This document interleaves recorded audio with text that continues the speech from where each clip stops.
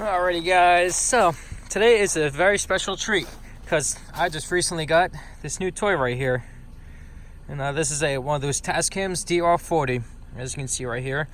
Now I'm going to be doing a couple of tests with this thing with the K3L. So I'm going to have this thing mounted right here facing towards the road, and I have the camera right here.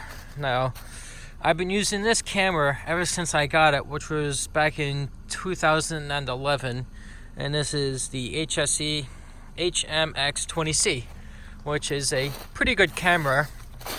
And as you can tell from the videos, the quality is pretty good. But for the longest time, I've just been using the built-in microphones that are right there. So today is a very special treat because I just got this thing less than a week ago. And we'll see how it sounds.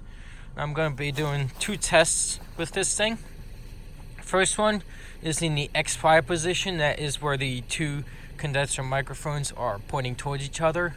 And then I'm going to do one more run when I'm going to have the microphones pointing away, and it's saying change direction. So we'll say yes, and now it's in AB mode, which is this. So this is AB, then if I put them together, that is XY. So now it says change direction, so I'm going to hit OK.